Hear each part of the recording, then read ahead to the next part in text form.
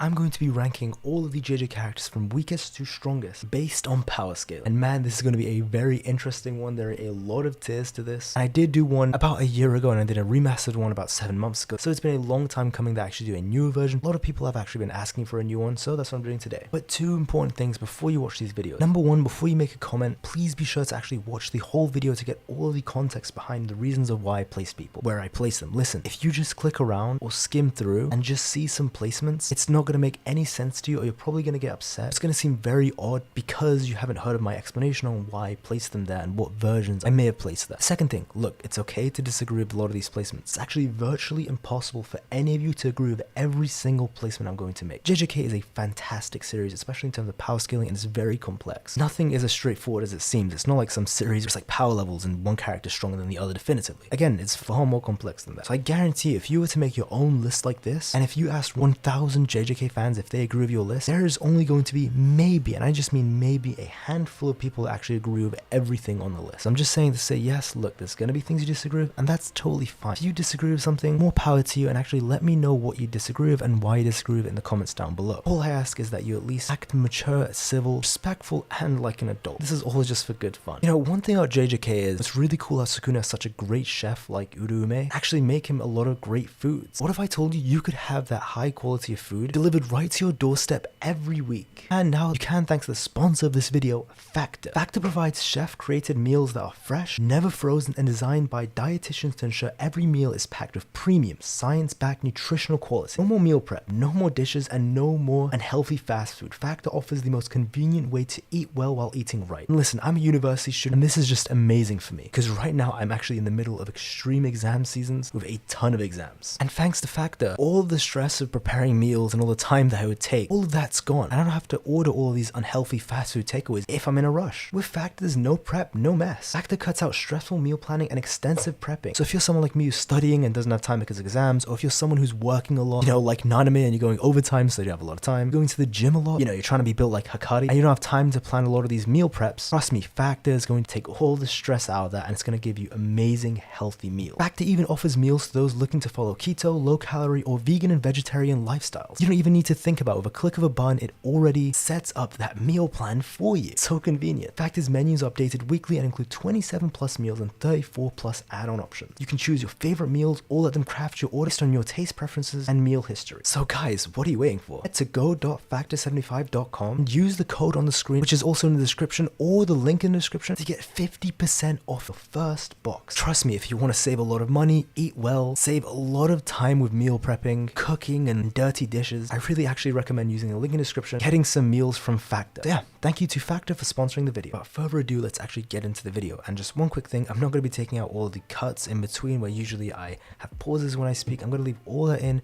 and obviously this is to include all of the thoughts that I have while I include the characters, and also so you can actually see my thought process behind all of it.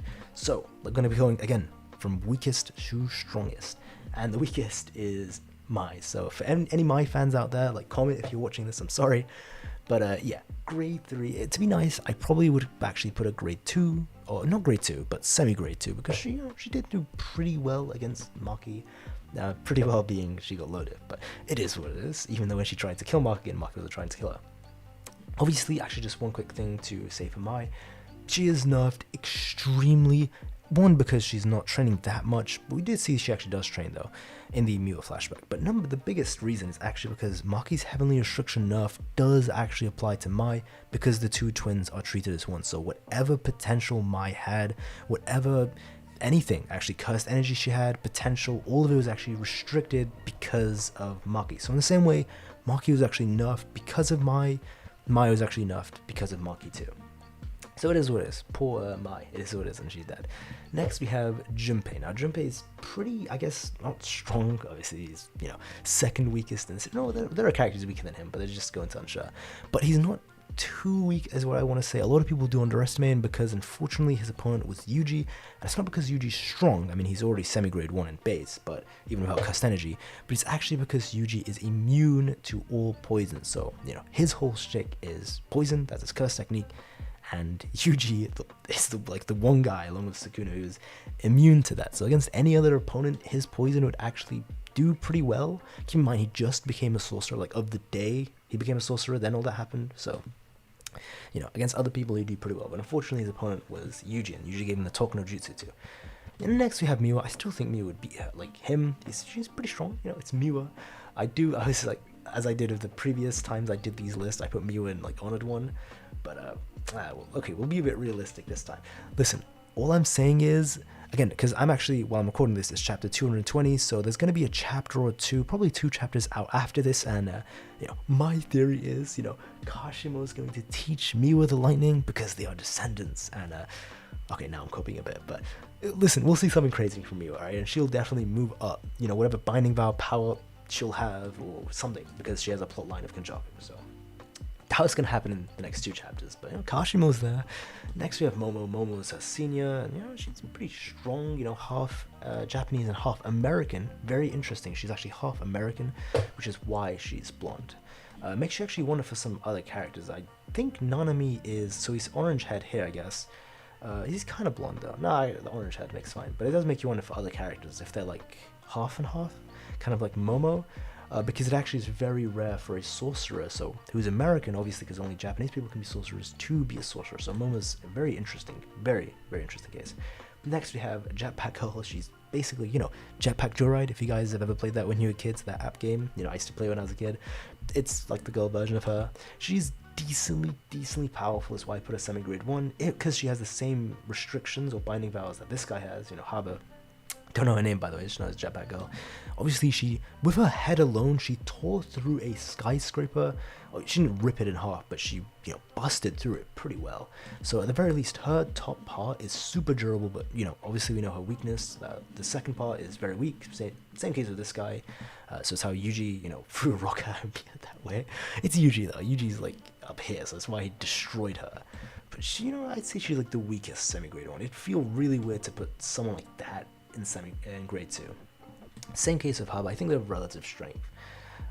He did better than her because he actually had a better terrain advantage in territorial. I feel like he's using a domain expansion, but he had used the environment better, which obviously actually makes him stronger. So that's why he's above her. And she even calls to him like, "Yo, darling, back me up." When she saw Yuji tank that, had Yuta, he's pretty strong, I guess. He did pretty well against Nobara, but that's only because he caught off guard. And because he had a hostage, so there's a lot going on there. It is what it is. Inumaki, Inumiki, missing an arm now. He goes here.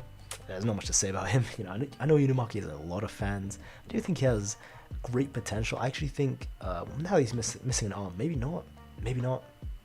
But I do think had he not missed the arm, maybe even without the with one arm, I do think he had the potential to reach here after maybe a decade, of training and all that stuff. He maybe not a domain, but it's not out of the realm of possibility. But he's Inumiki for a reason, so very not low semi-grade 1. He's now, this is like the mid part of the semi-grade ones. Utumi, she's got a singing curse technique you've never seen in action. It was said that she was charging it up by Momo during the end of Shibuya, but she never used it, so it is what it is. Gakuganji, now this is a pretty interesting one. In previous rankings, I did put him grade 1, and that's because of where he scales with Yaga. But after thinking about it, he did only beat Yaga with the help of an assassin, and this was a base Yaga. Yaga's only grade 1 because he has kind of like these, a couple cursed corpses around him, so the ones that he's using to protect Shoko and all that. He beat a Yaga without those, and with the help of an assassin, so it's really hard to scale him, and I do think even a regular grade 1, so not high grade 1, would it be in the Jozu, he's the butcher guy, I think they would have beat him faster or comfortably, and maybe Gakuganji would have been eventually, but he was being stalled for a decently amount of time, which is not good look at all. Next we have Goodwill Kamo. He's strong, I'll put him here.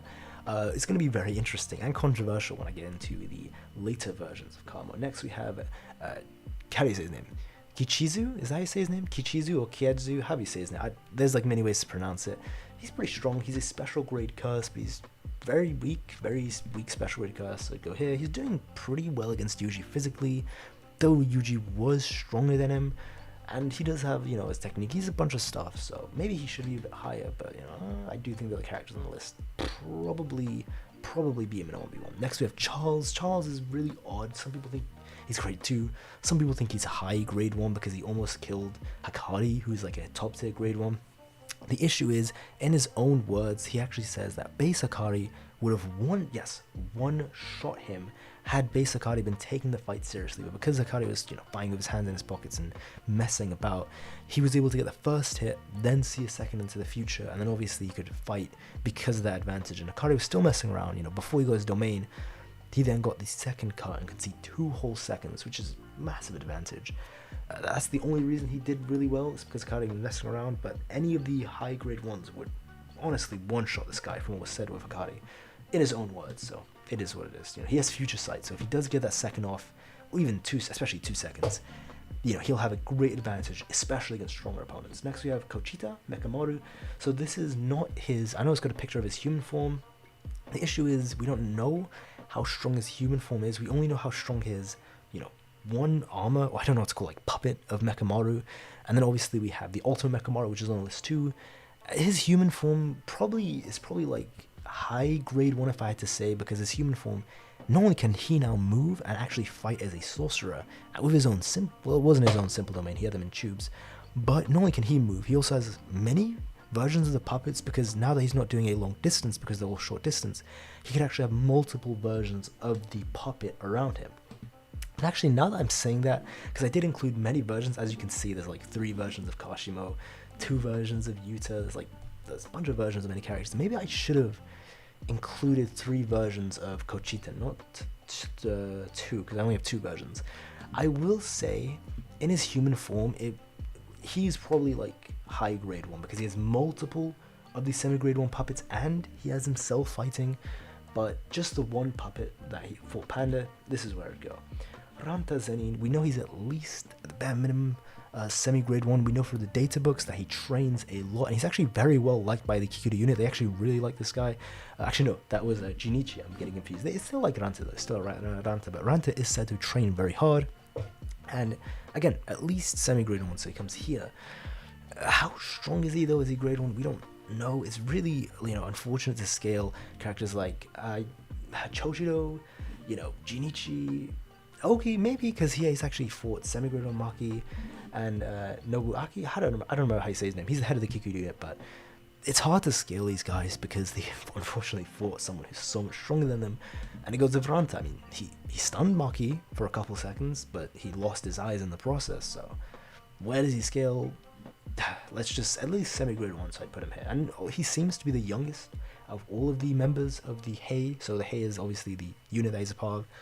So I just put him here. Maybe he's in his late teens, early 20s or something. Nobara, who's the one I put next.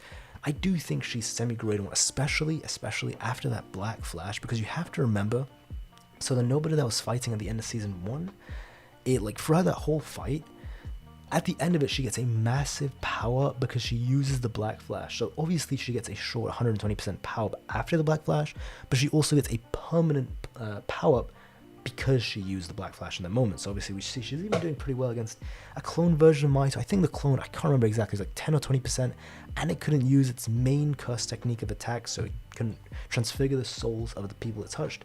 So it was weaker, but she still did pretty well. And obviously she was doing pretty well even before the Black Flash power-up, so she's got to be at least, I think, semi-grade 1. And of course, if something were to happen in the next chapter or 2, and we see Maki's awake and she gets a power-up, and she's actually special grade or something crazy, like a high grade 1. Well, that's unfortunate, isn't it? But at least as of chapter 220, this is where I do think she goes. Now we get into grade 1. So I have Chojiro Zenin. So he's pretty strong, I guess. Again, hard to gauge because he's fighting Maki. It does seem like his attack, based off what the head of the Kikuta unit, who's like Nobuaki, I think that's his name, based off what he said, it seems like his curse technique, so Chojiro's, his curse technique, it's kind of like, obviously from what we see, it's a earth or golem style curse technique. It seems to be earth based, right? So he claps his hands, puts it on the ground, summons the earth, controls it in some way. It does appear that so the head of the Kikuta unit was surprised that Maki could still move after being hit by his curse technique. And what does this mean? Well, it can mean actually 3 different things. 1, his curse technique actually stuns you, or I guess 2, same thing, it paralyzes you, or maybe 3, it's actually just so strong he was surprised that Maki was able to move or be uninjured from it, right? And the reason this is impressive is because I actually do think that Maki, during this time, so actually before the power-up, I think she was, pretty good semi-grade 1, I put her around here, You know, without the Playful Cloud, of course. Playful Cloud, she'd be stronger, she'd have a very high-tech power. But the fact that he thought this technique would actually stun her, or shouldn't be able to move, that semi-grade 1 version, it's impressive, I guess. And I do think the head of the Kikyu unit, he has no curse technique, but, you know, I have some respect for him, man.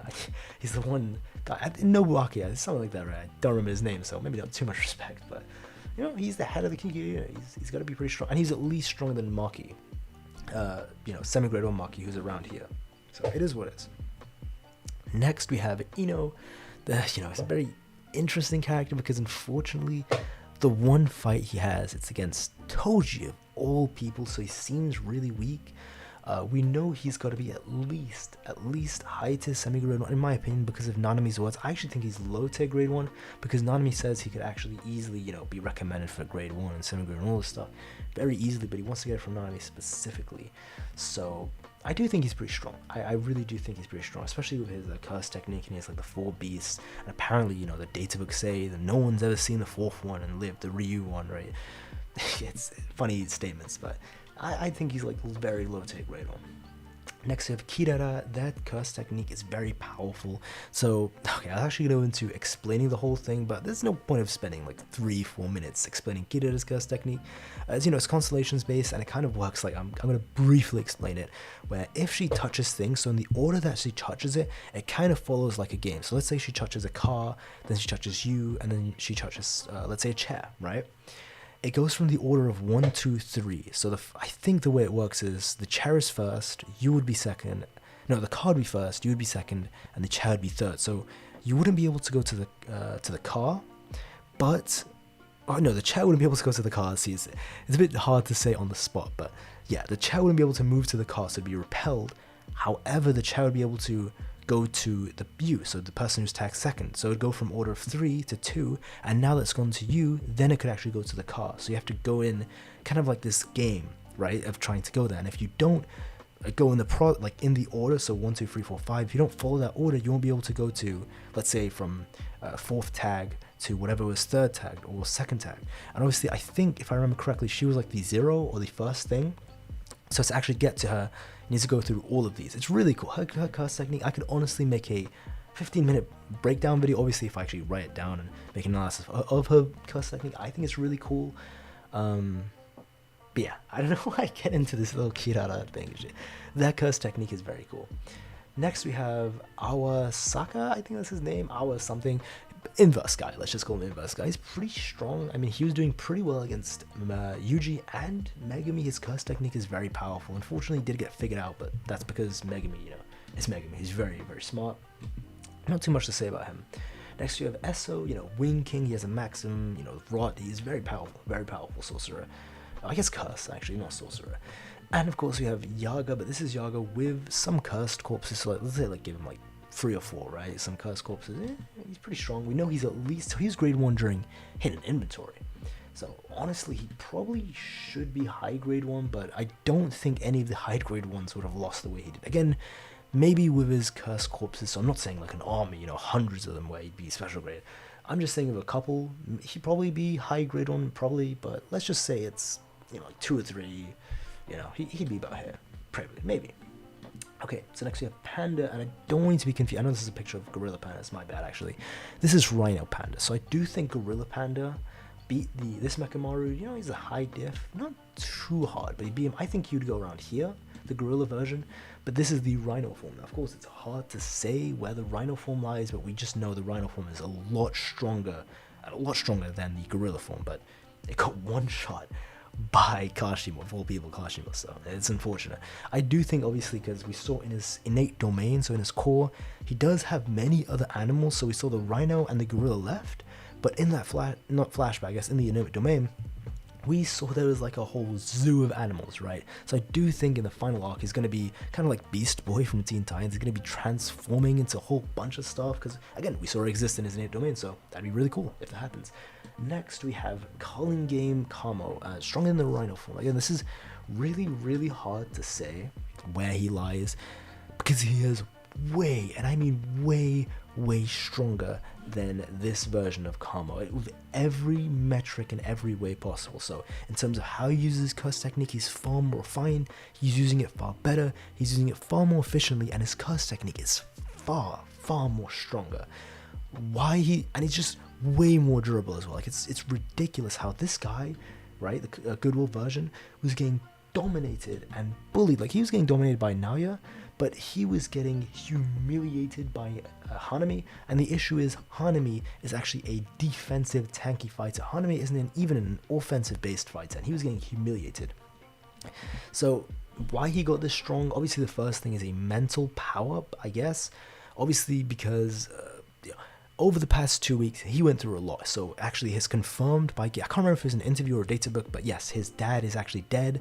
Not many people actually know that, but his dad obviously was the head, but Kenjaku killed his dad, right? So it is what it is. And he was kicked out of the clan. Buddy has been through a lot. I mean, he even cut his hair because he went through a lot. So obviously he got like a lot of mental powers because of that, and it's also because he did get disrespected. I mean, he was useless against Hanami. His whole clan, he's kicked out. His dad died. I didn't care that much about his dad, but it is what it is. Got kicked out of the clan. And he even says to Maki, I'm falling behind, I'm getting weak. And again, Mekamaru says, during Shibuya, oh, you guys are so weak, you're not even worth, taking to Shibuya. He didn't actually say that, but he did say, well, let's be honest, it really was that. Because he cared about everyone from Kyoto, including Todo, but he thought Todo was strong enough to go. So indirectly, yeah, he's actually saying they're pretty weak. All of these things probably hit this guy hard, and trust me, he has the same level of potential as Megumi. Whole video for another day, and it's actually objectively true that he has the same potential as Megumi, but I'm not going to get into like a 5-minute, 10 whole reasons why that's the case. I'm not going to waste time on that, but point being, he probably did train a lot over the 2 weeks after all of this stuff happened. Like, this guy was called weak, and he was humiliated multiple times, from Mekamaru's words, Hanami's fight, and end of Shibuya, he was useless, and he got kicked out of his clan. So he's probably training the 2 weeks a lot to get this strong, and some mental power-ups too, because obviously we know your mental state does affect your cursed energy and how strong you are. So that's probably why, because his piercing blood was monstrous when he used it, and we can see the crimson binding here and everything else he was using. He probably did see when Choso used it, he's like, oh wow, Choso's, we see his thoughts, like, that's very strong, he's building up so much. So he probably did actually learn from that as well and train for the 2 weeks. It's probably why his piercing blood, like, it's like night and day, the piercing blood, when he used against Hana, and when he used against Naoya, it's crazy. He might even have to be a bit higher, but I'm trying not to go crazy with how strong Kamo is. So a lot of things about Kamo, but it is what it is. Yeah. I was actually talking to him about comments, so that's why kind of fresh in my mind. Next we have, let's say this is 80% Nanami. It's really weird. Nanami is 3 forms, 80%, 100%, and 120%. So we've actually seen all 3 of these versions. 80% is actually base Nanami, so we put a binding vow, so he's always at 80% of his power, but if he goes overtime, then he hits 120%. But we've seen also 100%, so Nanami without any of the binding vows, and this is actually during the Dagon or Dagon fight, right? So he actually has an option of breaking that 8% or 120% overtime binding vow, so he'd go from 80% to 100% if he needed to, so at any time he can break it, but unfortunately, if he does that, even if he goes overtime, he won't get his buff. So against the Dagon fight, he actually did get to such a point where he had to break that, go 100%, because had he not, he would have died. So 80% or even 100%, probably around here. I'd say like this is 80% and 100% probably goes a little bit higher. 100% would be Kusakabe level in my opinion. Next we have Junichi and Ogi. So, where did I just put Ogi? Wait, Ogi should not be that low. He should move here. So it's really weird because we did get an interview from GEGE, and he did say that, so Ogi isn't actually aware of this himself, but now Bito would actually destroy Ogi in a fight. So he didn't say no diff, but he just said easy peasy, whatever that means. So even though Ogi thinks he's not weaker than him, he's not as strong as Naobito, I still think he's pretty strong because he did kind of low to mid diff a semi-grade 1 version of Maki's here, so he's at least grade 1. Again, I do think 100% Nanami is stronger than him. Junichi is a bit tough. I mean, his curse techniques seem incredible, but it's so weird because again, they fought a strong version of and I'll get into this whole, you fight a strong character so you seem weaker where perception is reality. where this is applied to Jogo, it's applied to Yorozu, where people think they're weak just because they fought a strong character. The same logic applies to them. I'll explain it when I get into Yorozu's part, right? Next, we have Kusagabe. I think he's like the strongest regular grade 1. Yeah, he's pretty strong. You know, he deflected, didn't block. People think he blocked it. He deflected Kenjaku's Uzumaki because we see the attack did still go through into the earth. So I guess that's impressive, but it is actually impressive. I don't know what I'm saying. And Iori Hazenoki. I'm a big fan of him. He's got reverse curse thing, a very deadly and lethal curse technique too. I think he'd go around here. He's pretty strong. I do think we have to see him, right? I don't know why he's not paired recently, but maybe he won't, but he's probably gonna have a role in the final arc, maybe. Next we have Human Naoya, about here. So it's really tough on where to scale this now because it depends on where he's fighting. If he's fighting a closed area, he's weaker, but if he's fighting an open area, he's stronger. I don't think by any means, by the way, you know, I'll just put all the next characters here. I'll put all of them in a thing. I think all of these characters are extremely relative, like honestly. So from Naoya all the way, I'm gonna be honest, actually, even including all of these characters here, they are so relative, it's crazy. Obviously then if you have someone like, it's just close, it's honestly close between any of these guys. If you, and by the way, this is overtime Nanami, so not 100%, this is overtime. Unfortunately, we only saw overtime fight once, but he couldn't even use it probably because he was injured and he had to end the fight away. But the roaring collapse they used, it was so destructive. So he is strong as hell. It's a shame we only got to sort it for a brief moment, and it's only one time. But I have no doubt overtime Nanami is incredible. Yeah, you could honestly, and again, this is base Sakari, so no domain expansion, or no jackpot, so I should say, no jackpot. So if it's just in his base and with his curse technique, you know, whatever that is, this is about where I'd rank the high grade one. You know, you can flip it around. It is what it is. I put Megumi because he's got a domain. I do think certain characters, again, actually I should have prefaced this in the beginning of the video, just because I do think someone's stronger than a certain character. So I have like, say, maybe Toto above Reggie or something, right? Or I have, actually in this case, Megumi above Choso. I still think Choso beats Megumi, by the way. I still think he beats him, even though Megumi's stronger. So, you know, sometimes matchups matter. So some characters who are lower than others still beat characters who are higher than them. It's very important to remember that. And I do think Naobito is kind of in a tier in his own. I mean, it's really crazy how strong Naobito is.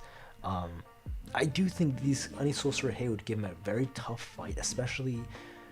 Okay, yeah, it'd be a tough fight, but Naobito is insane. He's very powerful. He's so underrated and slept on. Next, we have Ultimate Mekamaru. So he is the weakest of the strong special grade curse. It's kind of like an oxymoron or whatever. It is what it is. I think he's pretty powerful, you know. I used to think he's weaker than he was. I used to, in previous times, I put him here, like in high grade 1 or something. But, you know, I wouldn't say come to my senses, but the issue with the Mahito fight was he couldn't damage Mahito, so that was a big issue, or he would have done better. I mean, he could, but he couldn't with his normal attack. So I do think Kurushi, I almost forgot his name, Kurushi, the cockroach bug spirit, he's pretty strong. I mean, he's doing really good against Space Yuta, so it is what it is. But a very nerfed base Yuta. I mean, this is a full Space Yuta, so like a base Yuta who didn't even have partially manifested Rika. Partially manifested Rika would have killed that bug. So it is what it is.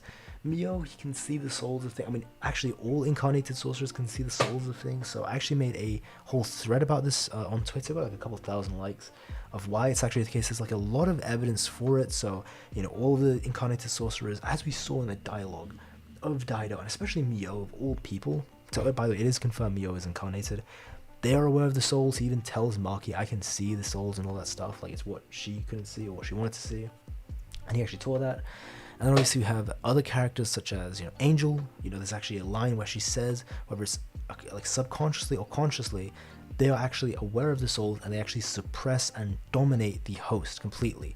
And we also have, so complete combination, by the way, during the Mahito and Yuji fight, where, and by the way, this is the first time Yuji hit Mahito, so it wasn't because he was angry. This is just something Yuji can do because Yuji has harbored another soul, because he has another soul. So again, it's not because of Sukuna. People are confused by this. That you can go over any of the translations of what Mahito says. Mahito explains because he has another soul in him, Yuji is aware of his soul, whether he's actually consciously aware or subconsciously aware. He is aware of his soul, so he can actually damage Mahito. So any of the incarnated sorcerers it's confirmed, they can actually damage Mahito. And I've debated people on this, and I've actually convinced everyone on this. There's a lot more evidence for it, but that's like the baseline evidence. I don't even think I need to say more than that, to be honest. But yeah, they're pretty strong because of this reason. Mio is really hard to, really weird to scale, by the way. This is like Teen Geto, who's said to be a very strong. So, in case you aren't aware, there was a panel where it shows Teen Geto, and in that panel, in his own explanation panel, it shows that he's just a super high grade 1 who's almost special grade, but he's not quite. Obviously, special grade, you need like reverse custom, you need over domain. Well, you don't need it, and Yago's gonna be special grade about it, but he was grade 1 at the very least. I know some people don't like to, even though it's kind of like a panel where he's explaining his abilities made by himself. Some people still don't believe that. You know, I've seen reasons to say he was special grade at the time. By the way, the whole "we're the strongest" statement actually means nothing because A, they weren't the strongest, Yuki existed, and B, even if they're saying we're the strongest, it doesn't actually mean that he's relative to Gojo. All it means is that Gojo's 1 and Geto is 2. That's all it means. So it'd be the strongest, but Gojo is way stronger than him, team versions. But if you think he's special grade, that's fine. He'd just go, I guess, a bit higher or something, I guess. But yeah, it is what it is. I do have Higuruma higher than him because he would slaughter this version of Geto because domain expansion. Dagon, maybe who would win the domain battle? Because Dagon has more cursed energy, and he was doing pretty well against Megumi's, but Megumi's kind of at that time was a scrub, and it also was an incomplete domain. Whereas Higuruma is a genius. I mean, he reached a grade 1+ level in less than 20 days. Like, it is phenomenal how strong I can't remember, was it 12 or 20 days? Yeah, I think it was like 12 days, but he reached grade 1 level easily, with the domain expansion and everything. Well, he worked backwards from his domain, but yeah. I might even, it just depends on who wins the domain battle. Like, I'm gonna be honest, that's all it depends on. But I do think base, maybe Dagon would be stronger, but it's hard to say. But I put Dagon, however you say his name, there. Next, we actually have, okay, so Hana. Now, this is going to be interesting. So, as you can see, there's Mahito as well. Actually, one thing, let me just open that as well. There we go. Just to double check. So, I actually have the list here. So, I have a pre-made one. I need to check it now, but just to make sure I don't mess it up. Yeah, Hana goes low in special. And this is going to be a bit, not controversial. We know for a fact that Hana should be stronger than Dagon, because in a not in a databook, so it's a volume extra, GEGE actually confirms that Jogo and Hana are on the same level. But the only reason Jogo would win in a fight between the two is because of an elemental matchup. But in terms of how strong they are, they're actually on the same level. So their strength should be 1-to-1, right? But actually, because I'm going to explain the Dagon point, Hana should be objectively be above Dagon, because in Hanami and Naobito's own thoughts, the moment they see Jogo, they actually think, wow, this guy is a whole tier. This guy is way stronger than Dagon. Like, it's not even comparable. And of course, Hana is on the level, Hanami, sorry, not Hana, that's a different character, is on the level of Jogo. And the reason, by the way, I don't have Hanami and Jogo on the same tier, even though that's the case, is because Hanami is more of a defensive, tanky kind of fighter, whereas Jogo is more offensively tailored. And that's also why I do think, you know, Hanami, that's why Mahito is higher as well, because he's like offensively based. And I do think people are going to be upset over I placed Mahito. I do want to say that I've only placed this version of Mahito because he just couldn't get strong enough. You know, unfortunately died very early. I do think had he not died and had he just kept living, he easily could have gone into like a high-end special grade sorcerer. And depending on how much time and how many fights he would have had, he could have even ascended higher. But this is just when he died. So unfortunately, he died as he was growing. Like, he was growing exponentially, tremendous. Like, the pace he was going at was extraordinary. But you know, he was not, well, I guess, killed. You know, very early. Next, we have a very important to distinguish this. This is the movie version of Geto. I will clarify this because there is another version of Geto. I will clarify this when I get into the second version of Geto. So if you're a Geto fan, don't be upset. There is another version and it will be explained. For now, it's going to seem very odd why I put like this version here. It'll be explained, don't worry. Next, we have Jogo. You know, I do think, maybe I actually will have to explain this now. Okay, JJK 0 obviously has a lot of plot holes and inconsistencies. I've seen people say that it doesn't, but it just does. It has so many power scaling and just narrative inconsistencies, like it is ridiculous. Again, I don't say this to hate on the movie or the manga. I actually really love the Volume 0 manga and the movie. I think they're fantastic stories, especially when they're isolated and they're on bubble, they're great. But it is actually just important to know, again, this was made a whole year before Jujutsu Kaisen itself was made. So this was before the concept of domain and before a lot of the power scale. If you're actually curious about why I think it's about JJK 0, I actually do explain it in my Jujutsu Kaisen is badly written video. Again, that's in quotes, so it's a video debunking that. So I actually think JJK is great. In that video, I do explain all the plot holes and inconsistencies. I explain all of that there. So if you're curious about that, I'd actually recommend checking that video out, because I don't want to spend 10 minutes, like a video's worth of time explaining all of the plot holes and plot points, but inconsistencies. But it is what it is. That version of Geto with no domain, probably no reverse curse technique, and other things and obviously horrible curse energy control. It's not even comparable to when Kenjaku did it. Go is here, so he obviously loses to Jogo, who has domain expansion of that stuff. Where that version doesn't. Again, really important I say this, that version. There is another version of Geto. There is another version, not Kenjaku, like a whole Geto version. Yuji. Now I know a lot of people will be surprised on why Yuji solo. By the way, this is just the Yuji that fought Sukuna, so not any power-up Yuji that's gonna come, after he eats the death painting, and then, maybe he's gonna eat the prison realm, that video I made, where he gets, Gojo becomes his vassal, or the power, not including the power-up again from the death painting. So maybe he'd just get cursed energy power from that. Maybe he'd actually get blood manipulation, because the death paintings all have blood manipulation base curse technique. So it'd be really weird if he didn't get blood manipulation. Like, it'd make not that much sense, but yeah, it's just that version. Even though I do think he has no simple domain, so Jogo's domain should actually really mess up Yuji. Like, even though Yuji probably wouldn't get burned in the domain because he's so physically tough, it would still do damage entering the domain, and the sure hits would destroy him because he doesn't have a simple domain. But I do think this Yuji is just so ridiculously fast. I think he's actually so fast because we've seen in character when Mahito activated his domain expansion for 0.2 seconds. Within that 0.2 seconds, he actually acted faster than Todo, and he actually, his first reaction was to instantly attack the caster of the domain, like not even a second thought. Same thing with Higuruma. Higuruma activates domain, he doesn't even think, he just instantly goes to charge. And so within character, he would actually, because he's faster than Jogo, domain expansion activates before the domain closes, Jogo's dead. It is what, he just kills him, like he boxes him up really badly. Naoya, I do think Naoya would be able to tank the hits because he has like really good regen, really good regen, and obviously he's faster. He's like tough for his shell, so there's a lot going for him. So I do think once his domain activates, and if Yuji wouldn't be able to kill him instantly. I get Yuji's really strong, but he's not gonna be able to just. Maybe he could. If you think that, then now you'd go below him here. But yeah, his domain expansion would really mess up Yuji. Yuji would be finished. It doesn't matter how strong he is. He has no simple domain. It is what it is. Like, I don't know what else you could say. Oh boy, this next one is this is gonna be tough. Toji and Maki. You know what? I'm doing this as I'm making the video. I am going to add a whole tier, Maki, Toji, just for these two, right?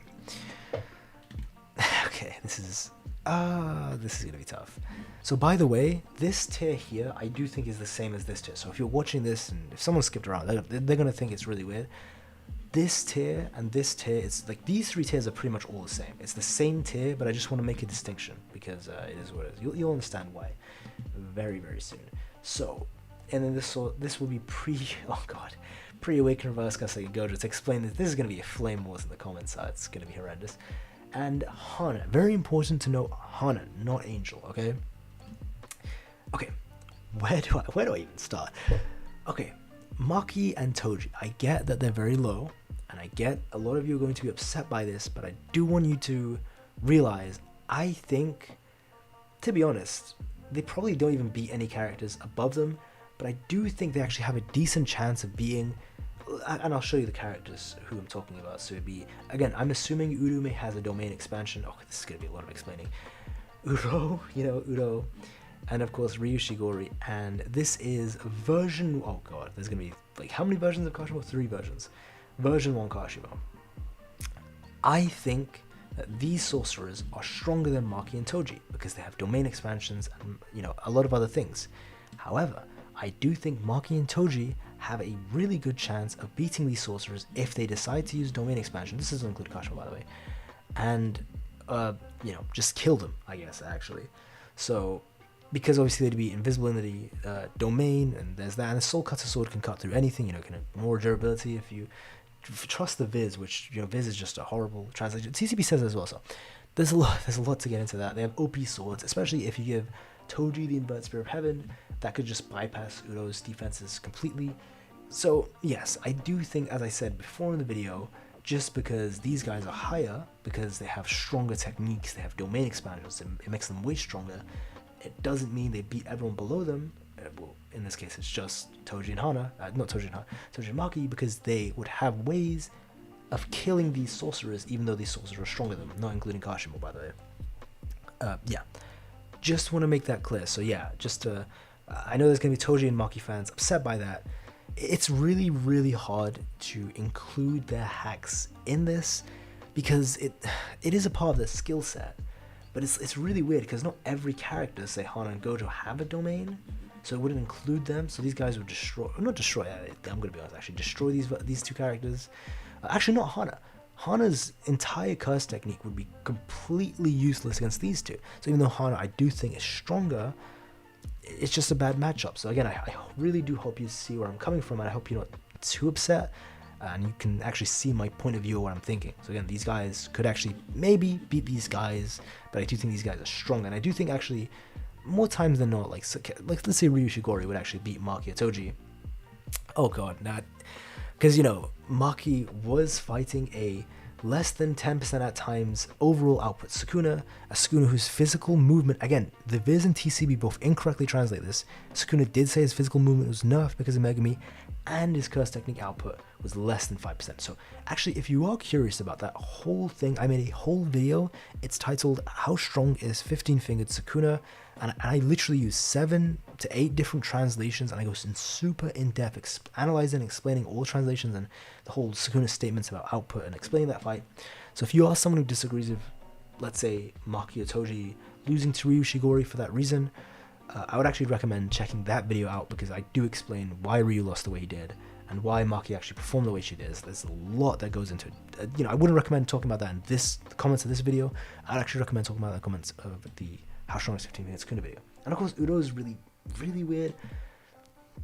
Like, Udo would, lose. I do think she'd lose to at least Toji, because of the Inverted Spear of Heaven. It would just counter her technique. It would bypass it completely, but there's a lot to get into. There's a lot to get into, because Udo could easily react to base Yuta, so she could actually, like, before any of his punches even landed, she reacted to it, see what he was doing, and then made this guy to block it.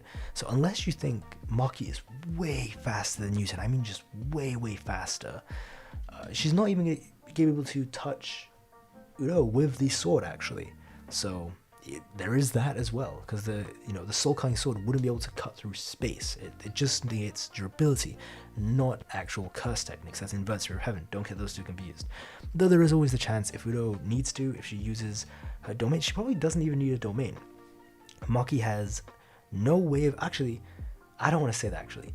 There is the possibility that because Maki can not just see the souls, but she can see other things. So she can see, like, the stuff in the air, so the temperature, the density, the molecules, and I'm just going to say the air for the sake of the video. She can actually grab it and move it.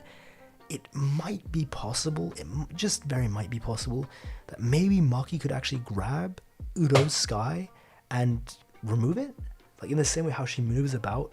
The issue is that Udo's sky is distorting space itself, so maybe that's like a too big of a stretch to say Maki could grab that.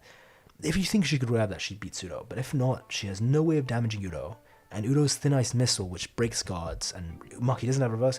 Listen, if a no-named attack, just hide speed hit from Maki, from Naoya, did that to Maki, a couple, like one Thin Ice Missile, which breaks guard, and it heavily damaged even someone like Ryu, who has insane defense, would really, really mess up Maki. So it's an interesting case where I think Udo, she wouldn't need a domain. She would beat Maki, unless you think Maki can grab her curse technique. Again, might be possible, and then Maki would win that case.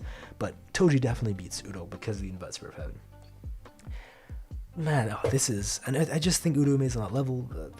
This is just, I know this is going to be cooked in the comments. Listen, it is what it is, guys. And I do think this is, by the way, like, full space Kashimo, so if you're curious what that means, it just means the version that we saw against, what's his name, Hakari. It's just that version. The reason I have Hana here is because, again, Hana has no chance against Toji or Maki. They just counter completely. Hana is someone who's borrowing, Angel's Curse technique and Cursed Energy. I'll explain how strong Angel is when I get to Angel's part. But they still lack the experience, the knowledge, and also the mindset of a fighter, as we saw the Sukuna fight, to actually utilize it to its full capabilities. And by the way, the reason I have pre-awakened Gojo, like pre-reverse casting Gojo here, is because he is stronger than Toji. Like, it is what it is. Like, Toji, he himself said, like, he really, unlike Geto, right, when he fought Team Geto, he needed no plans, no prepping, he just went in, killed him. Against Gojo, he was well aware of his strength. He was well aware that Gojo is actually strong. I don't want to say too much stronger than him, but at least stronger than him. So that's why he even says he never does a fight that he thinks he can't win. So just keep in mind, all right, for this Gojo fight, he did multi-day planning, right? Multi-day planning. He literally caught him off guard, right? He starts the fight off with a sneak attack against a Gojo who's been mentally and physically fatigued for multiple days. So this Gojo is starting the fight off insanely fatigued, right? He just turns his curse technique off. He's so off guard that even something that he normally catch, like someone behind him, he doesn't even realize it. That's how fatigued he is mentally and physically. Then he gets hit by a sneak attack. And I do want you to remember, Gojo does say, oh, it's fine, I reinforced it. It's still a deep cut that went through his body, and he didn't have reverse curse technique at the time. So he's starting the fight, right? He's starting this fight against someone who has multi-day plans, knows all of his techniques information, he knows all about Gojo's techniques, right? And Gojo knows nothing about this guy, and he's completely mentally and physically fatigued, and he starts the fight off with a sneak attack. And on top of all of that, Toji still can't actually beat him. He actually needs to distract him with some fly heads, and he needs to trick Gojo into thinking that Toji ran away to Rico just to not only try to get him from behind again, but he proceeds to use one of the only two weapons in the entire series that could actually bypass his curse stick, that could actually counter him. Using the one thing, because he had the knowledge before, he prepped heavily, he uses that to then kill Gojo. Like, well, he didn't kill him, but, kill in quotes. This really was, it is insane how much preparation and how much, like, all of this, I guess, I don't want to say help, it's like, again, I don't want to say this to discredit Toji. Toji is one of the greatest, probably the greatest assassin in the series. His IQ is tremendous. He's a very smart and strong character, but that's like an assassination feat. That whole thing was an assassination feat, and unfortunately we've never actually seen how strong pre-reverse curse technique Gojo is, because we've never actually needed to see him fight his full strength. People actually mistakenly think that the Gojo that we saw fight against Toji is the full powered version of, that Gojo for reverse curse technique. It's not. Like, this Gojo is heavily fatigued, heavily nerfed, multiple days of using his curse technique, physically nerfed, sneak attack, using weapons that count on the guy as his information. That's why that Gojo lost to that Toji. It was an assassination feat.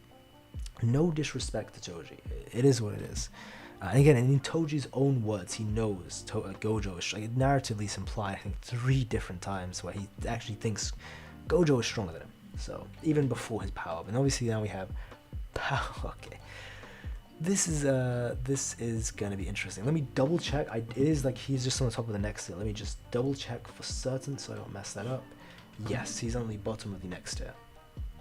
So he goes here. This is reverse curse technique, awaken Gojo. Probably goes higher as well, but I'll explain why I put him here.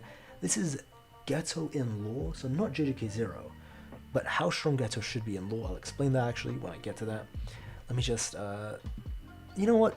I'll actually explain these next two first. This Gojo is powerful. The issue comes down to, does he have a simple domain? He probably does, but, does he, or how strong is his simple domain? If he has a very strong simple domain, he would go actually higher, like way higher. I'm assuming he has like a pretty, maybe not, I don't want to say weak one, maybe he doesn't even, I don't know. We don't know, there's a lot we don't know about this Gojo. And there's never a situation where he needs to use a simple domain.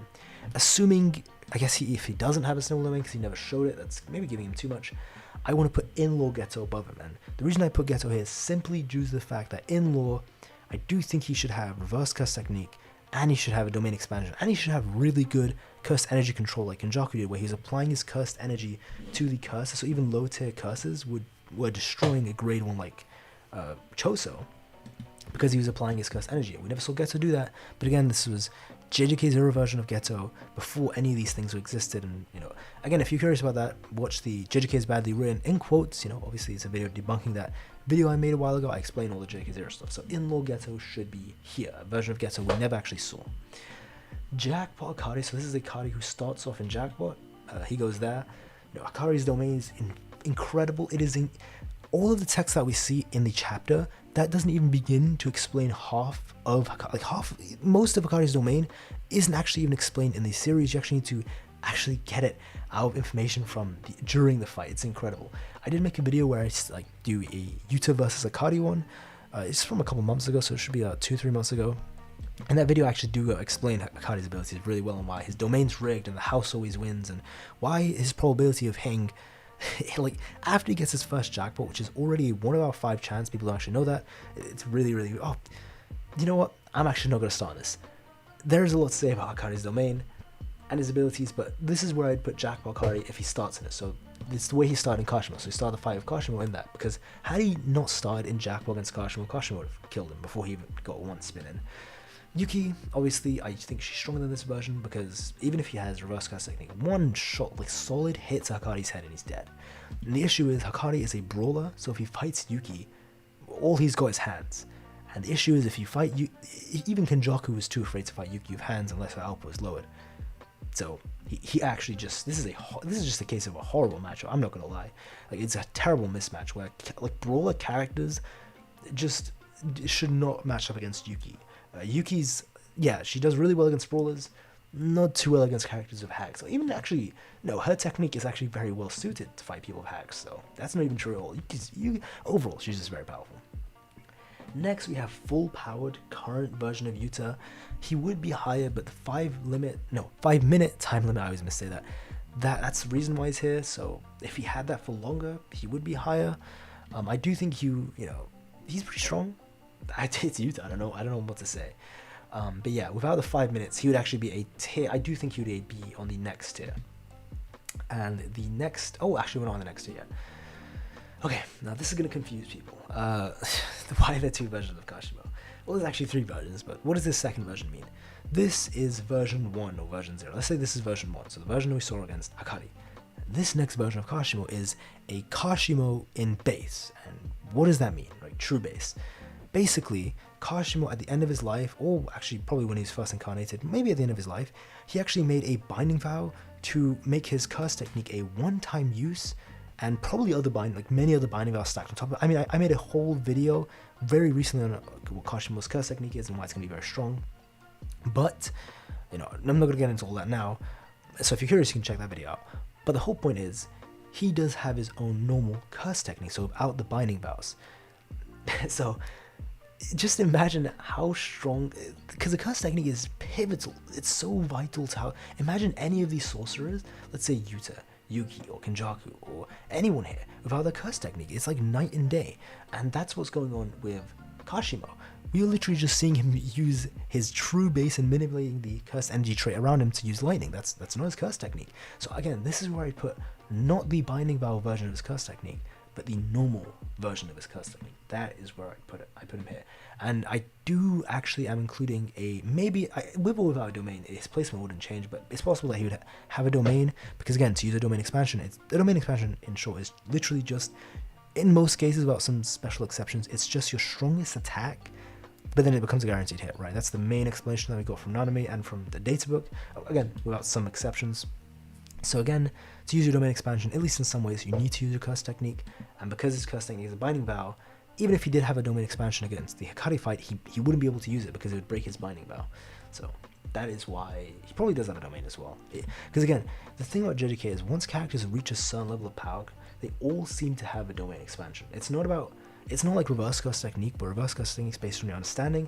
Domain, it honestly seems to be, you literally just hit a certain level of power and you just have a domain expansion. With some really, really big exceptions, like very special exceptions. Yeah, he probably does have a domain as well. But even about that, with his curse technique, which is a bile path any sorcerer, I mean, imagine all these other sorcerers are the curse technique, this is where he probably goes, like his the true version of Kashimo. No binding vow, but no, so without his binding vow amped curse technique, but without the nerf of not having a curse technique. So a regular version, which we'll never unfortunately see in the series. Yeah, it is what it is. Kenjaku, next tier, the too strong. So these are actually above the Heian era top tiers. And I'll just put the next four. Okay, so we have Yorozu, that's going to be interesting, isn't it, to explain that one. We have Angel, oh god, this is even more interesting. This is, the comments are going to be a flame wars. Oh my god, again, please listen, I know you guys are probably going to be upset by this, just keep it respectful. Just keep it respectful, please. And we have, okay, this is pretty interesting, because you're probably confused why there's a version of Yuta stronger than full powered. Let me break it down from the beginning. Kenjaku is really strong. The issue is like, not the issue, but Yorozu outscales him in terms of physical stats really badly. With her bug armor, she's way stronger, and she really would just destroy Kenjaku. We've seen the issue is about the Kenjaku is his curse technique, so the gravity would be useless against Yorozu because she's way, like, if Yuki is someone, in her own thought, she said, I can actually just dodge the gravity, it's useless against me. And Yorozu's obviously faster than her in base, not even including a bug armor form, right? The gravity is going to be completely useless. And is obviously his curse tech, any special grade curse bearer is getting one shot by that bug armor. So the only thing Kenjaku has is his open domain. Like, that's the best thing he's got, because in theory, his domain should win against Yorozu, but as he said against Yuki, it wouldn't instantly win. It's just tough to say, because again, in lore, actually I should explain this about the whole Jogo thing as well. So Yorozu has the whole Jogo treatment where in lore and with feats, Yorozu is stupidly powerful. She is ridiculously stupidly powerful. But something that's more important than actual lore or narrative or feats or any of that is fans' perception of characters, where if someone is winning a fight, they seem strong. Now, a great example of this is Yuta. Yuta won a free-fall, and I do want to clarify, it was not a 2v1 or 3v1 like some insanely, and I mean insanely biased people, I guess fans are saying, that, like, because people say the whole Sendai fight was a 2 or 3v1 against Yuta. That it really wasn't. It was a free-fall. Again, because I want to clarify, the most amount of damage Uro had taken was from Kuroshi, who ripped her arm off, and it was from Uro, who did the final shot to finish off. Yes, Yuta did punch her up a bit and cut her up a bit. She took the most amount of damage from Ryu and Kuroshi. And even Ryu took a lot of damage from Uro. He's like the first person to damage Ryu was Uro. And Yuta, the only reason he was able to actually win against Ryu in the end was because of Kuroshi ripping the arm off, Rika taking advantage of that, right? Getting the arm, which is a great feat, but I'll explain what I mean. And also he was able to then use Uro's very own curse technique to beat Ryu. And even with the Kuroshi feat, Yuta just there were two versions, so I'm talking about the second version. Yuta did finish him off, but it was actually Ryu who did almost all the damage, where the after effect of his shot actually just almost instantly killed Kuroshi, like ripped half of his face over them. Yuta finished him off from that. What I'm saying is, a lot of, if it was an actual 2 or 3v1, Uro and Ryu would have been tag teaming, synchronizing, comboing, and working in union and in synergy to take down Yuta. That's not what was going on. They were trying to kill each other that entire Sendai fight. They did not only were they trying to kill each other, they got in each other's way many times. They were literally annoying each other many times, and did tremendous amount of damages to each other, where even actually in Uro's case, the most amount of damage in the entire fight came from her arm being ripped off, and then Ryu literally destroying her point blank with his curse technique. So in no way, there is no world where that was a 2 or 3v1 of Yuta. It doesn't exist. It really just doesn't exist. That was a free fall, and I don't mean to say this to discredit Yuta. Yuta did amazing to win that free fall because he was fighting against some high level sorcerers, and in character he wasn't trying to kill Ryu and Uro, so there was a lot of in character stuff going on, because we obviously there's this whole dialogue and analyzing that. There's a lot that goes into it, And obviously he wasn't nerfing his speed or his physical stats, like his physical strength. He wasn't nerfing any of that, but he probably was not using some lethal curse techniques or curse tools because he didn't want to kill Ryu or Udo. And there is people who are saying, oh, Yuta was fatigued, days before because he was fighting. Like, people make it seem like he was fighting Udo and Ryu level characters for 3 days straight before the whole colony thing. The only thing we know is that he fought Jirov, who, again, the entire fight, we only get to see a snippet of the cut. The entire fight was off screen. We don't know how that fight went. We don't know anything about it at all. I clearly didn't have trouble with him either. So there's like, I don't mean to say this to discredit Yuta, I really don't. But, and again, once he uses his curse techniques for the 5 minutes, he instantly gets all of his cursed energy back, and he uses reverse curse to instantly heal everything. So whatever fatigue or cursed energy, whatever he had, the moment he actually activated that 5 minutes, or whatever 3 days of, he was fighting, because people actually think he was fighting multiple Ryu and Uro level characters for those 3 days. I'm not even kidding. This Sendai fight, when it's not, like, I want to say like the 1% of Yuta superfans, when they see this fight, some of them actually are like rewriting this whole fight. Like, it's crazy how they view this. They actually think he was fighting multiple Ryu and Uro level characters over the past 3 days. But even if he was, which he wasn't, it's crazy. All of that was healed anyway, and he got all of his energy back, cursed energy back, once the 5 minutes activate. So it doesn't actually matter even if he was fatigued, or it really doesn't. So there's that. Whereas Yorozu, in lore, I want to remind you, it's said by the narrator, so it's just factual.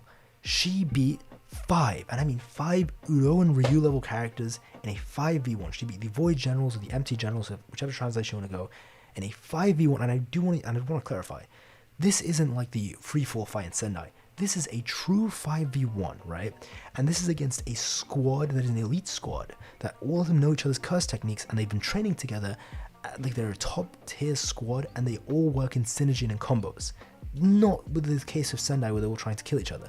And she was fighting, imagine, like 5 Udo and Ryus, right? So there's 5 of them in total, in a 5v1. And she won. And here's the craziest part. This was a weaker and younger version of herself. So a lot of people incorrectly think that Sukuna had actually killed Yorozu, that slash. Obviously, that was just a mistranslation from actually a translator. It created a whole scandal. The translator actually apologized. But Yorozu didn't actually die. So the reason we know she didn't die is because she talks about Urume like she had known Urume. Like, oh, he's a cook, he knows all this stuff. Whereas in the flashback, she just meets Urume. She's like, oh, who are you? You shouldn't stand there. And the same with Sukuna. Like, it wouldn't make sense if she had died there, how she would have known that about Urume when she's talking to Sukuna. And another thing is, when she's actually talking to Sukuna, she talks about shrine. So she's actually talking about its technique and everything it does, right? She actually knows its name. And if she had died there, well, how did Kenjaku make the contract with her to bring it back? The only reason this is very, very, very, very most likely, honestly, I even think about this as fact. The only reason she even came back was actually for Sukuna. She even says in her own words, I just came back to fight Sukuna, right? That's the first thing I'm going to do after coming back 1,000 years. That's why she came back. So she, at the very least, she died after Sukuna was sealed or died, when the mummy was made. That is when she incarnated, and that's when she made the deal with Kenjaku. So she couldn't have died there. So people actually think. So okay, the whole point of that was Yorozu did live a pretty decently long life, and this weaker and younger version of herself had actually done this 5v1. By the way, the reason we know that Udo and Ryu level characters is because whoever the leader of the 5, like the empty generals, the 5 void generals, whoever the leader is has to be as strong as Udo, because she was the squad leader of the celestial squad, or the sun and moon squad, right? The assassination squad. So they have to be 1-to-1 at least, because they're both, and because it said that 2 teams are 1-to-1, right? They're same level of strength. And because their titles are the 5 generals, 5 empty generals, 5 void generals, it is pretty much saying that all 5 of them are at least, maybe not equal, but super close in strength. So, because they're all generals, they all have the same rank, they all have the same title. So by that logic, it really is just confirmed it's 5 Udo and Ryu level. And Yorozu win that. She actually won that. So if she was in Sendai, she would have utterly, and I mean utterly, and I'm a massive Ryu and Udo fan, especially Ryu. He's one of my top 5, maybe even top 3 favorite characters in the series, like R.I.P. my boy, right? She would make a joke of him. She would absolutely dominate him and Uda. Not just a free-fall setting, in a 2v1, not to say Yuta wouldn't win in a 2v1 setting, but she would, had she been in Sendai, she would have done a far, far, far better showing than Yuta. But because she was fighting, of all people, like 100%, so no physical nerfs, no output nerfs, no anything nerfs, Sukuna, and I get it, Sukuna didn't have his shrine, Sukuna wasn't at full power, right, I see all these comments. Guys, this is a 15-fingered Sukuna, with no cursed energy nerfs, with a top tier technique. I have seen people talk about the 10 shadows like it is a garbage and like ass curse technique, like it's not comparable to the shrine. It is a high level curse technique, and she was fighting pretty well against this Sukuna. Obviously she got low diffed, right? But it's not like with Ryu where, you know, and it's like the whole Ryu feat where people think it's a cleave feat when it's a speed. It's not a cleave feat, by the way. When Ryu lost, it's a speed feat. Look, if you're curious about the Yoruzu scaling, the Sukuna scaling, and all that stuff, I'm not going to spend another like 15-10 minutes on that. I would just recommend checking out the How Strong is 15-Fingered Sukuna video. Everything's explained there. Like, it's all explained there. But in lore, Yoruzu is very powerful. And, oh, here we go. Now to explain Angel. The issue is you've never actually seen Angel fight. All you've seen is Hana fight, and Hana's just borrowing some cursed energy and a curse technique from Angel. Here's the craziest part. The one curse technique that we see from Angel is, or Hana, sorry, that's borrowed from Angel, is so insanely, it's not just the fact that it's decimating 15-Fingered Sukuna, it's the fact that it's so much cursed energy that it covers an entire city. It covers the whole like city sky in like this radiant light and in its like angelic pattern or whatever it is, you know? Like the amount of, and then obviously you can see the beam, right? The beam here is like, it goes from the sky, I wouldn't even see how high it goes. It goes beyond the sky into the ground. It's massive. It's like bigger than multiple skyscrapers. The amount of cursed energy that's needed just to do this, and this is just one attack. That's the thing. Jacob's Ladder is just one of many attacks the Angels had. The amount of cursed energy that's needed to do this, and it's just one, is ridiculous. It's stupidly ridiculous how much cursed energy Angel has. And again, we have no speed feats, we have no strength feats, but just based off that cursed energy, that speed and stats must be off the charts. And the output of this attack must be insane because of how powerful it was and what it was doing to Sukuna. And the amount of cursed energy needed to cover an entire city in one curse technique, again, insane. So by that logic, Angel, the actual Angel, is probably ridiculously powerful. I think even stronger than Yoruzu. And what is this Yuta doing here? This is a hypothetical power-up version of Yuta, because I do think Yuta's getting a power-up. Whatever that power, like, I've made a whole video, actually a big like video recently, on what that power-up's going to be. This is that version of Yuta. Whichever power-up he gets, this is probably where to go. Unless it's like a 6-size one. If you're curious about what power-up I mean, if you're curious about what this is, I'd actually recommend checking that video. But this is where I put the hypothetical Yuta power-up that should be coming soon. If it doesn't, well, just literally just remove it. It doesn't exist here. But a context for that in the Yuta, How Strong is Yuta video. Okay, now, Realm of the Gods. Okay, let us put, and I'm actually pretty much nearly done, actually. So, Kashimo. This is Gojo 1 year after the Toji fight, and it was said that he'd actually become so strong that even Geto, so Geto had become a special grade after a year, even he thought he's not even comparable to Gojo. So, and again, this Gojo, people are confused because I think he's like 17 or 18. He says in his own words, he has a domain as well. He just needs to like maybe refine it a bit more, just work on it a bit more, but he does actually have it. He does have a domain. And he's so powerful, he's actually mastered his reverse class techniques, his infinite stamina, never, like, and his brain's on all the time. And he can use, like, spam multiple red and blues all at once simultaneously. Now, he probably can do a whole purple, the current one, but yeah, domain expansion and everything, probably off the charts. Like, this is the year after the Toji fight, nutty. So this is a 17, 18-year-old Gojo. He's probably stronger, or as strong as 15-Fingered Sukuna, like, normally, with the regular shrine, but obviously, if you give him the 10 shadows, you know, it's too much for this guy. And I do have Curse Technique Kashimo probably being, I think he'd actually be he'd be just slightly stronger than Meguna, but he'd probably lose because of the time limit or something happens and he doesn't fully beat him, but at the very least, I think it's going to be relative, right? This is the Curse Technique Kashimo, by the way, that's where I'd put him. And then Honored One, yeah, there's multiple tiers after that. So this is where like 16, 17, 18, 19 tiers Sukuna go, and this is where like say 20-year-old Gojo and 22, 23 it's probably where like he would go around here as well. And then we have Gojo and Sukuna. Is whoever you have on the top, that's up to you. Now, I got Gojo, my god king, you know, when he pulls out the gold, silver, orange, green, all the other colors, right? When he pulls out the maximum, the rainbow maximum, you know, all I'm saying is, it's gonna be crazy, it's gonna be crazy. But, and yeah, the rest of the characters all go in unclear, unsure. It's just really hard to scale these guys, including Mahoroga, because the Mahoroga that beat Yorozu wasn't, like, it was a Mahoroga that A, was adapted to Yorozu's technique completely, B, he was fighting a version of Yorozu that had no cursed energy left. He was just literally wasted all cursed energy, and C, it's a Mahoroga that was amped by Sukuna's actual cursed energy and output. So, but yeah, these are just two extras as well, like this Nanami, what is it, Hakari and Gojo. Yeah, I just accidentally added those. And Takaba's he's unscalable, man. It's actually too hard. But yeah, Mahoroga is tough to scale. If I had to say, Shibuya version of Mahoroga probably goes here, probably above Yuki because he could adapt. Maybe he could probably adapt to that. Probably here, unless you think Yuki can, like, they can't adapt, you know, concepts and all that stuff. That's the whole definition there. Because, you know, it depends on what you think about Mahoroga's technique, like which hacks is stronger. But if we're saying the amped version, so amped of Sukuna's cursed technique, cursed energy and output, probably here, to be honest.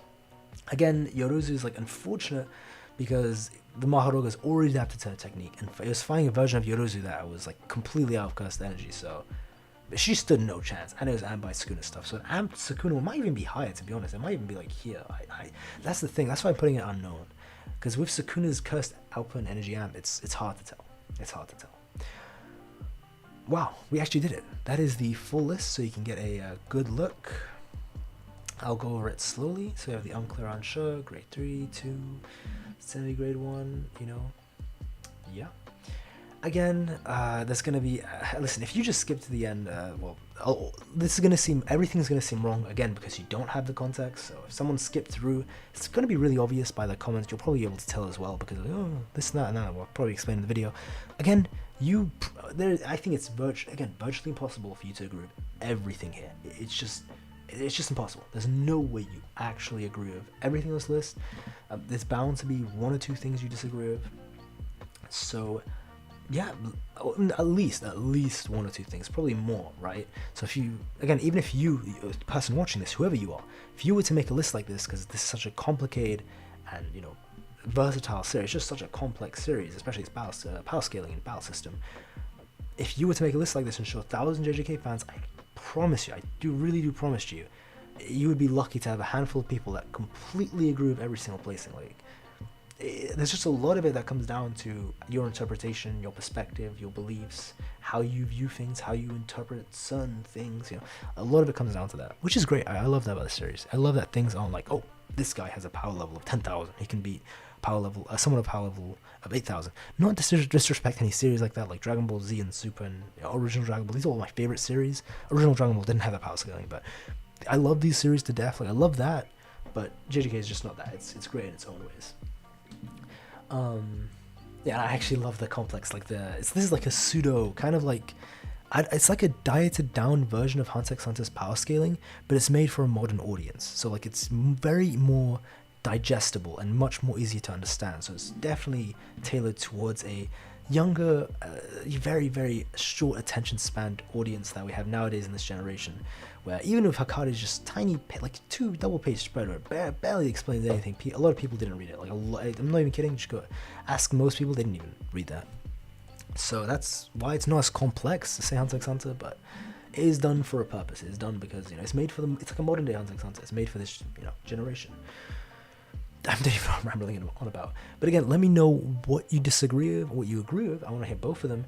And if you do disagree, again, please keep it respectful and, you know, chill and nice. You know, and you don't even have to be nice. Just keep it respectful and chill. You know, don't be just be an adult. Don't be like throwing insults, throwing a tantrum because your favorite character, your favorite fictional character loses to another one. Oh, my favorite character should beat this guy. Like, listen, just relax. It's not that deep. But I do imagine there's going to be a lot of people that are going to be like that. I will just be ignoring those people. It's not even worth the time. People who get truly upset, but also throw insults over stuff like these. So yeah, if you disagree and you just tell me in a reasonable way or just a normal way, I would genuinely love to hear it. I genuinely love to hear it. I'm probably may not agree with you because I've heard, because again, as a YouTuber, I've made so many videos. I've heard thousands of arguments for and a lot against my beliefs. So I probably heard your arguments, but you might be able to change my mind. I've changed my mind a lot of. If you compare this with my first and second, a lot of it's changed. A lot of people have genuinely changed my mind. So I'm open to it. I'm open to hearing what you guys have to say. Because, hey, no list is ever perfect. No list is ever going to be perfect. Yeah, there's probably even a few things here I probably want to change. Actually, no, I actually did make the whole list before the stream. So, yeah, stream a video. It is what it is. But if you did actually make it this far, I would really actually recommend subscribing. I mean, you just listened to me talk for like an hour. So clearly, whether you agree or disagree, you're at least interested in JJK or what I have to say. So hey, if you do, that would be great. I have a ton of JJK content on the channel, like pretty good quality stuff. If I had to say, it's not the best. There's a lot of JJK which is better, but it's okay. It's pretty good stuff.